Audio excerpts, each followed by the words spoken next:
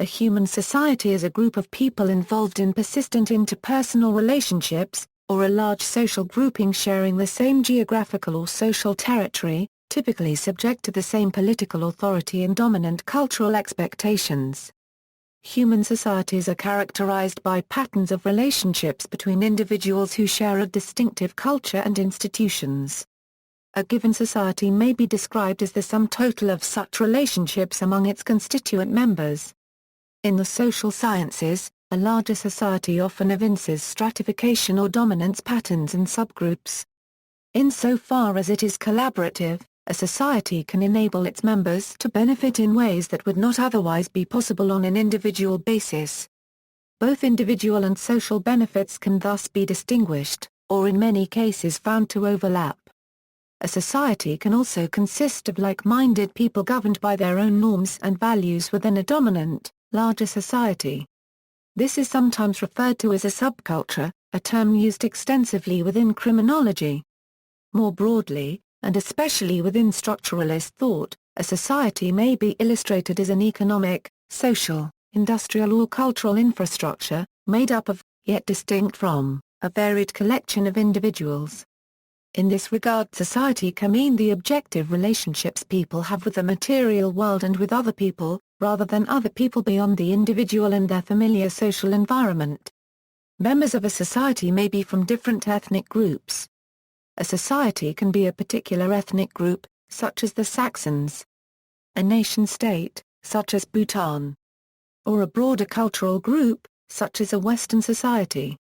The word society may also refer to an organized voluntary association of people for religious, benevolent, cultural, scientific, political, patriotic, or other purposes. A society may even, though more by means of metaphor, refer to a social organism such as an ant colony or any cooperative aggregate such as, for example, in some formulations of artificial intelligence. Etymology and usage. The term society came from the Latin word societas, which in turn was derived from the noun socius used to describe a bond or interaction between parties that are friendly, or at least civil. Without an article, the term can refer to the entirety of humanity, although those who are unfriendly or uncivil to the remainder of society in this sense may be deemed to be antisocial. Adam Smith wrote that a society may subsist among different men, as among different merchants, from a sense of its utility without any mutual love or affection, if only they refrain from doing injury to each other. Used in the sense of an association, a society is a body of individuals outlined by the bounds of functional interdependence, possibly comprising characteristics such as national or cultural identity, social solidarity, language, or hierarchical structure. Conceptions. Society, in general, addresses the fact that an individual has rather limited means as an autonomous unit. The great apes have always been more or less social animals, so Robinson Crusoe-like situations are either fictions or unusual corner cases to the ubiquity of social context for humans, who fall between presocial and eusocial in the spectrum of animal ethology. Human societies are most often organized according to their primary means of subsistence. Social scientists have identified hunter-gatherer societies, nomadic pastoral societies, horticulturalist or simple farming societies, and intensive agricultural societies, also called civilizations. Some consider industrial and post-industrial societies to be qualitatively different from traditional agricultural societies. Today, anthropologists and many social scientists vigorously oppose the notion of cultural evolution and rigid stages such as these. In fact, much anthropological data has suggested that complexity does not always take the form of hierarchical social organization or stratification. Cultural relativism as a widespread approach or ethic has largely replaced notions of primitive, better-worse, or progress in relation to cultures. According to anthropologist Maurice Godelier, one critical novelty in human society, in contrast to humanity's closest biological relatives, is the parental role assumed by the males, which supposedly would be absent in our nearest relatives for whom paternity is not generally determinable. In political science, societies may also be structured politically.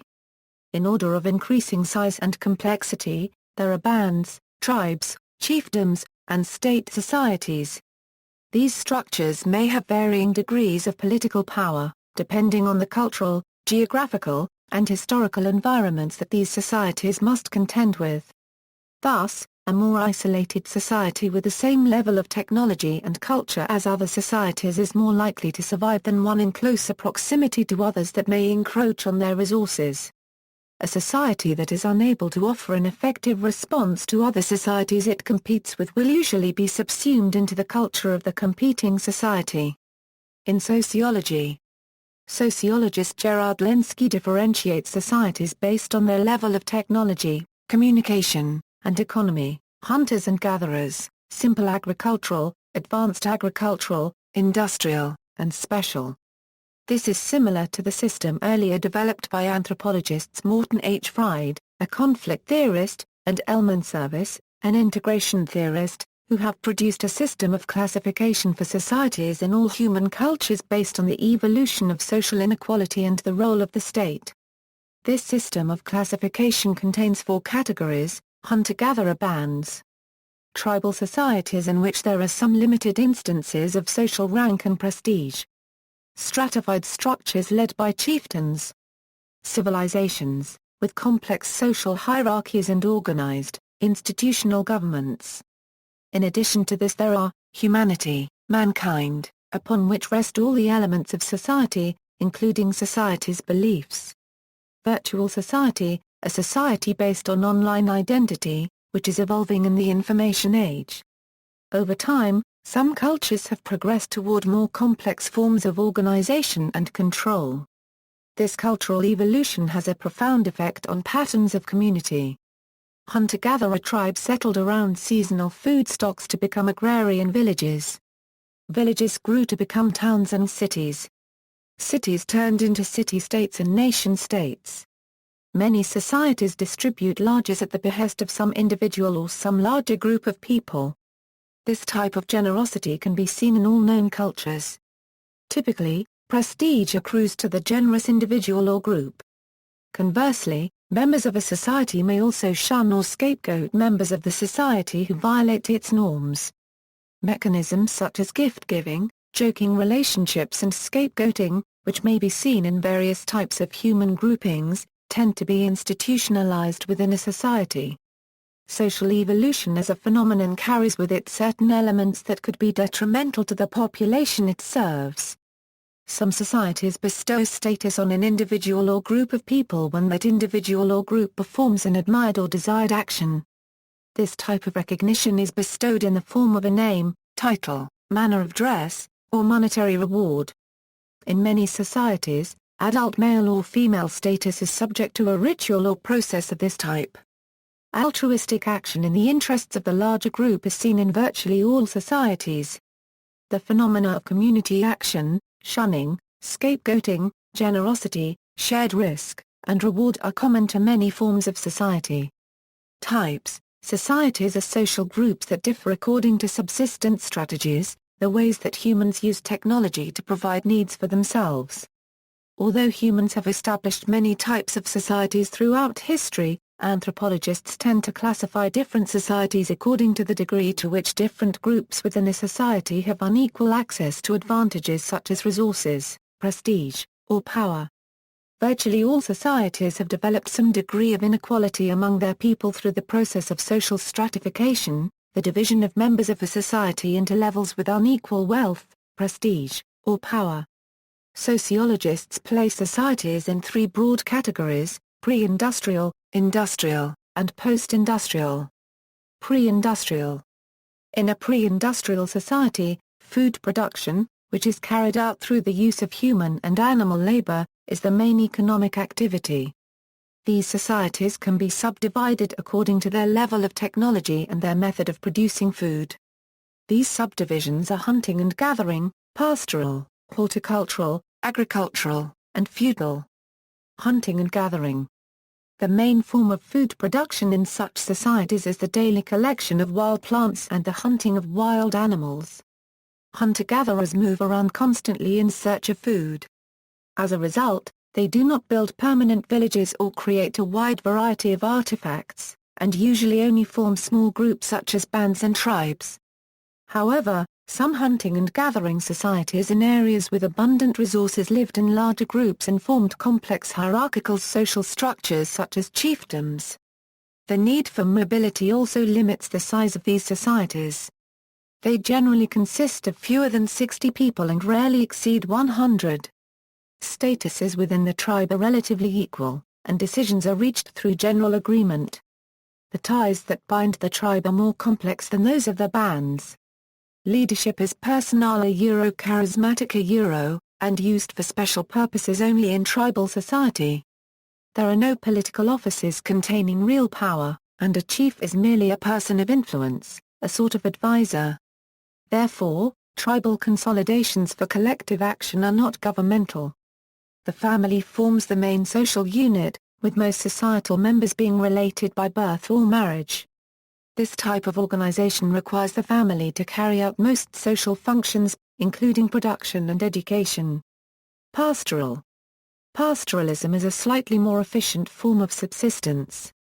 Rather than searching for food on a daily basis, members of a pastoral society rely on domesticated herd animals to meet their food needs. Pastoralists live a nomadic life, moving their herds from one pasture to another. Because their food supply is far more reliable, pastoral societies can support larger populations. Since there are food surpluses, fewer people are needed to produce food. As a result, the division of labor becomes more complex. For example, some people become craft workers, producing tools, weapons, and jewelry. The production of goods encourages trade. This trade helps to create inequality, as some families acquire more goods than others do. These families often gain power through their increased wealth. The passing on of property from one generation to another helps to centralize wealth and power. Over time emerge hereditary chieftainships, the typical form of government in pastoral societies. Horticultural. Fruits and vegetables grown in garden plots that have been cleared from the jungle or forest provide the main source of food in a horticultural society. These societies have a level of technology and complexity similar to pastoral societies. Some horticultural groups use the slash and burn method to raise crops. The wild vegetation is cut and burned, and ashes are used as fertilizers. Horticulturalists use human labor and simple tools to cultivate the land for one or more seasons. When the land becomes barren, horticulturalists clear a new plot and leave the old plot to revert to its natural state. They may return to the original land several years later and begin the process again. By rotating their garden plots, horticulturalists can stay in one area for a fairly long period of time. This allows them to build semi-permanent or permanent villages. The size of a village's population depends on the amount of land available for farming. Thus villages can range from as few as 30 people to as many as 2,000. As with pastoral societies, surplus food leads to a more complex division of labor. Specialized roles in horticultural societies include craftspeople, shamans, and traders. This role specialization allows people to create a wide variety of artifacts. As in pastoral societies, surplus food can lead to inequalities in wealth and power within horticultural political systems, developed because of the settled nature of horticultural life. Agrarian. Agrarian societies use agricultural technological advances to cultivate crops over a large area.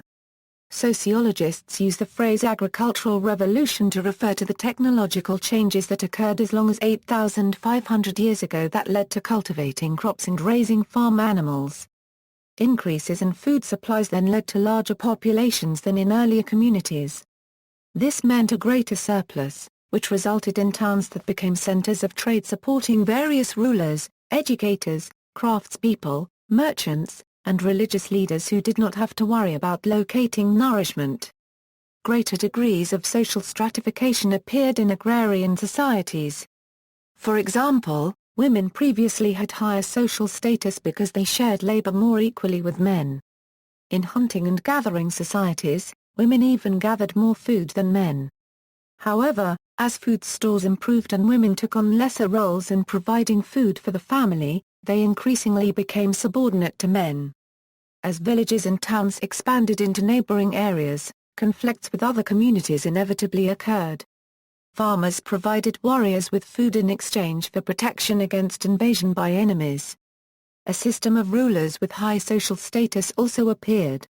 This nobility organized warriors to protect the society from invasion. In this way, the nobility managed to extract goods from a members of society. Feudalism was a form of society based on ownership of land. Unlike today's farmers, vassals under feudalism were bound to cultivating their lord's land. In exchange for military protection, the lords exploited the peasants into providing food, crops, crafts, homage, and other services to the landowner. The estates of the realm system of feudalism was often multi-generational. The families of peasants may have cultivated their lord's land for generations. Industrial. Between the 15th and 16th centuries, a new economic system emerged that began to replace feudalism. Capitalism is marked by open competition in a free market, in which the means of production are privately owned. Europe's exploration of the Americas served as one impetus for the development of capitalism. The introduction of foreign metals, silks, and spices stimulated great commercial activity in European societies. Industrial societies rely heavily on machines powered by fuels for the production of goods. This produced further dramatic increases in efficiency. The increased efficiency of production of the Industrial Revolution produced an even greater surplus than before. Now the surplus was not just agricultural goods, but also manufactured goods. This larger surplus caused all of the changes discussed earlier in the domestication revolution to become even more pronounced. Once again, the population boomed. Increased productivity made more goods available to everyone. However, inequality became even greater than before. The breakup of agricultural-based feudal societies caused many people to leave the land and seek employment in cities. This created a great surplus of labor and gave capitalists plenty of laborers who could be hired for extremely low wages. Post-industrial. Post-industrial societies are societies dominated by information, services, and high technology more than the production of goods. Advanced industrial societies are now seeing a shift toward an increase in service sectors over manufacturing and production. The U.S. is the first country to have over half of its workforce employed in service industries. Service industries include government, research, education, health, sales, law, banking, and so on. It is still too early to identify and understand all the ramifications this new kind of society will have for social life. In fact, even the phrase post-industrial belies the fact that we don't yet quite know what will follow industrial societies or the forms they will take. Contemporary usage. The term society is currently used to cover both a number of political and scientific connotations as well as a variety of associations. Western. The development of the Western world has brought with it the emerging concepts of Western culture, politics, and ideas, often referred to simply as Western society. Geographically, it covers at the very least the countries of Western Europe, North America, Australia, and New Zealand. It sometimes also includes Eastern Europe, South America, and Israel. The cultures and lifestyles of all of these stem from Western Europe. They all enjoy relatively strong economies and stable governments, allow freedom of religion, have chosen democracy as a form of governance, favor capitalism and international trade, are heavily influenced by Judeo-Christian values, and have some form of political and military alliance or cooperation. Information. Although the concept of information society has been under discussion since the 1930s, in the modern world it is almost always applied to the manner in which information technologies have impacted society and culture. It therefore covers the effects of computers and telecommunications on the home, the workplace, schools, government, and various communities and organizations, as well as the emergence of new social forms in cyberspace. One of the European Union's areas of interest is the information society. Here policies are directed towards promoting an open and competitive digital economy, research into information and communication technologies, as well as their application to improve social inclusion, public services, and quality of life. The International Telecommunications Union's World Summit on the Information Society in Geneva and Tunis has led to a number of policy and application areas where action is required. These include promotion of ICTs for development, information and communication infrastructure, access to information and knowledge, capacity building, building confidence and security in the use of ICTs, enabling environment. ICT applications in the areas of government, business, learning, health, employment, environment, agriculture and science. Cultural and linguistic diversity and local content. Media. Ethical dimensions of the information society. And international and regional cooperation. Knowledge. As access to electronic information resources increased at the beginning of the 21st century, special attention was extended from the information society to the knowledge society. An analysis by the Irish government stated, the capacity to manipulate, store and transmit large quantities of information cheaply has increased at a staggering rate over recent years. The digitization of information and the associated pervasiveness of the Internet are facilitating a new intensity in the application of knowledge to economic activity, to the extent that it has become the predominant factor in the creation of wealth. As much as 70 to 80% of economic growth is now said to be due to new and better knowledge. The Second World Summit on the Knowledge Society, held in Chania, Crete, in September 2009, gave special attention to the following topics: business and enterprise computing, technology-enhanced learning, social and humanistic computing, culture, tourism and technology, e-government and e-democracy, innovation, sustainable development, and strategic management, service science, management, and engineering, intellectual and human capital development, ICTs for ecology and the green economy, future prospects for the knowledge society, and technologies and business models for the creative industries. Other uses: people of many nations united by common political and cultural traditions, beliefs, or values are sometimes also said to form a society. When used in this context, the term is employed as a means of contrasting two or more societies, whose members represent alternative conflicting and competing worldviews. Some academic, professional, and scientific associations describe themselves as societies. In some countries, for example the United States, France, and Latin America, the term society is used in commerce to denote a partnership between investors or the start of a business. In the United Kingdom, partnerships are not called societies, but cooperatives or mutuals are often known as societies. See also. Notes. Further reading, Efland, a 1998. The Cultural Evolution of Civilizations, Mesa Community College. Jenkins, R. 2002. Foundations of Sociology. London, Palgrave Macmillan. ISBN 0-333-96050-5.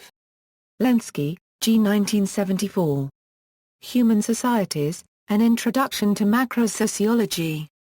New York, McGraw-Hill, Incorporated. Raymond Williams, www.flipmyblogspot.com, in, Williams, Keywords, A Vocabulary of Culture and Society. Fontana, 1976. External links, Society at DMOZ, Definition of Society from the OED. Lecture notes on defining society from East Carolina University. Internet Modern History Sourcebook, Industrial Revolution, The Day the World Took Off, 6-part video series from the University of Cambridge tracing the question, why did the Industrial Revolution begin when and where it did?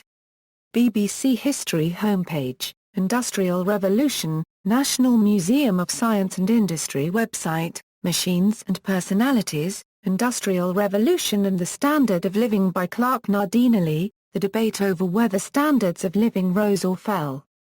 Cliff Notes on Types of Societies, Perceptions of Knowledge, Knowledge Society, and Knowledge Management.